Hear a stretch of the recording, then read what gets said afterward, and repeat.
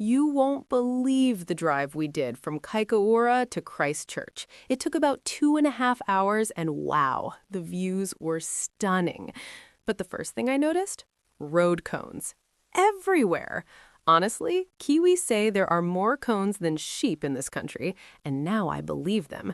The roads were full of roadworks, slow zones, and speed changes.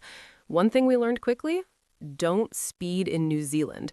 If someone behind you thinks you're driving dangerously, they can report you to the police, and that's exactly what happened to us. So stay calm, follow the limits, and enjoy the journey.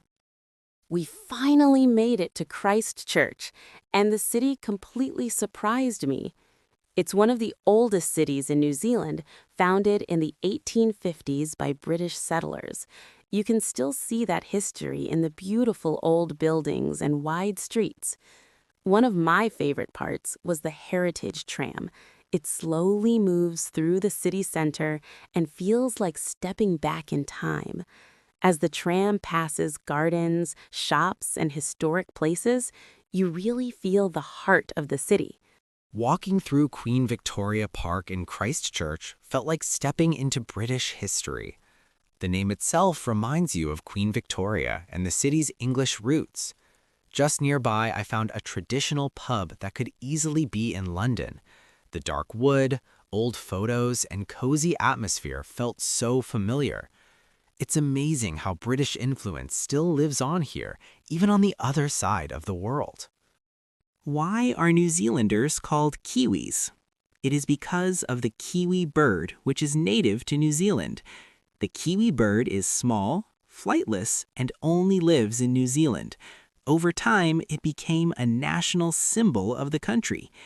During World War I, New Zealand soldiers used the kiwi bird as a badge and nickname. Other soldiers started calling them Kiwis, and the name stuck. So what about the kiwi fruit? It actually comes from China, where it was called the Chinese gooseberry. The kiwi fruit was first brought to New Zealand by Mary Isabel Fraser, the principal of a girls' school in Dunedin in 1904 to 1906. She brought seeds from China after a trip there and planted them in her garden. In the 1950s, New Zealand growers wanted to export it, but the old name didn't sell well, so they renamed it kiwi fruit because it was grown in New Zealand, it was brown and fuzzy like the kiwi bird, and kiwi was already a symbol of the country. The name helped people connect the fruit with New Zealand, and it became famous worldwide. You have to see the Christchurch Botanical Gardens. They're incredible. The gardens are right in the heart of the city, but as soon as you enter, it feels like a peaceful green world. There are huge trees everywhere, some planted over 100 years ago.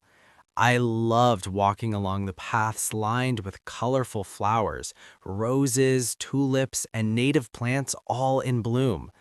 There's a big conservatory with tropical plants and exotic flowers inside. I spent some time just sitting by the Avon River, watching the ducks and listening to the water. The gardens have lots of walking trails, so you can explore different areas easily. You can also see statues, memorials, and historic buildings scattered around, which is really interesting. It's perfect for photos. Every corner has something beautiful to capture. I think it's one of the best places in Christchurch to relax, enjoy nature, and learn about plants. If you're visiting the city, make sure to put it on your list. Honestly, I could spend all day there and never get bored.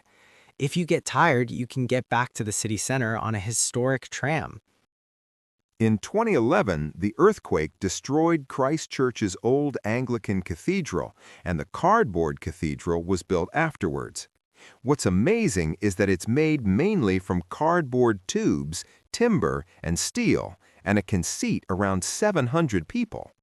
Inside, it's bright, airy, and peaceful, completely different from a traditional cathedral.